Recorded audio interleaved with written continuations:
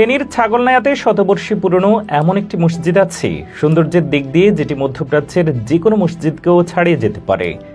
কথিত আছে এই মসজিদের সৌন্দর্যে মুগ্ধ হয়ে জিনেরা নাকি এখানে নিয়মিত নামাজ পড়তে আসে।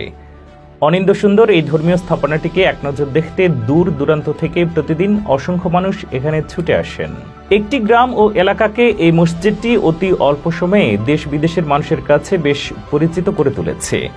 ইতিমধ্যে ওই মসজিদের নির্মাণশৈলীর কথা গ্রাম ছাড়িয়ে দূর দূরান্তের মানুষের কানে পৌঁছে গেছে। এতে ধীরে ধীরে মসজিদটির পরিচিতি যেন ক্রমেই বেড়ে চলেছে।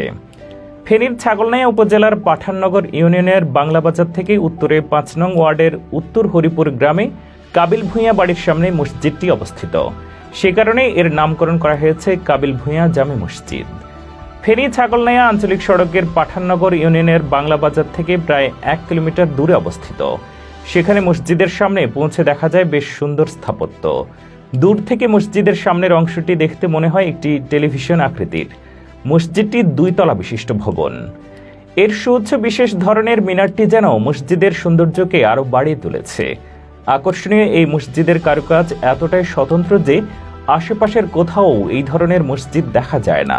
সে কারণেই প্রতিনিয়ত বহু লোক এটি দেখতে ছুটে আসেন। তারা বলেন এই মসজিদটি মালয়েশিয়ার একটি মসজিদ থেকে নকশা ও ডিজাইন করে তৈরি করা হয়েছে। কাবিল ভূঁইয়া বাড়ির বাসিন্দা ও মুসল্লিরা জানান মসজিদটি শতবর্ষী। ছোটবেলায় সেখানে গ্রামের একাধিক সমাজের লোকজন জুমা নামাজ সহ ৫ ওয়াক্ত নামাজ আদায় করতেন। পরবর্তীতে এটিকে টিনের ঘরে রূপান্তর করা হয়। বাংলাদেশ স্বাধীন হওয়ার কয়েক বছর পর ওই মসজিদের স্থানে একটি ছাদ ঢালাই করে একতলা মসজিদ ভবন নির্মাণ করা হয়। গত কয়েক বছর ধরে এটি ধীরে ধীরে জরাজীর্ণ হতে থাকে। এরপর মসজিদের সভাপতি সহ সমাজের নেতৃত্বস্থানীয় ব্যক্তিদের বৈঠকে পুরনো মসজিদটিকে ভেঙে সে স্থানে একটি দোতলা দৃষ্টিনন্দন মসজিদ নির্মাণের পরিকল্পনা করা হয়। এই মসজিদ কমিটির সদস্য ও মসজিদ কমিটির সাবেক সেক্রেটারি এবং মসজিদ পরিচালনা কমিটির কোষাধ্যক্ষ সংবাদ মাধ্যমকে বলেন, প্রাথমিকভাবে মসজিদের নির্মাণের জন্য ৬৫ লাখ টাকা ব্যয় বরাদ্দ করা হয়।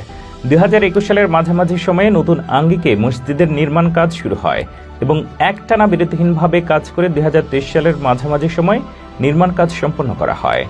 তারা জানান ২০২৩ সালের ২১শে জুলাই নবনির্মিত দৃষ্টিনন্দন এই মসজিদটি জুমার নামাজ আদায়ের মাধ্যমে উদ্বোধন করা হয়। এটি উদ্বোধন করেন বাংলাদেশ জাতীয় মসজিদ ঢাকা বাইতুল মোকাররমের পেশ ইমাম হাফেজ মাওলানা মুফতি মিজানুর রহমান। মসজিদের সামনে দিয়ে একটি গ্রামীণ পাকা সড়ক রয়েছে।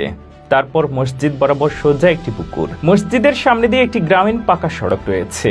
তারপর মসজিদ বরাবর সোজা একটি পুকুর।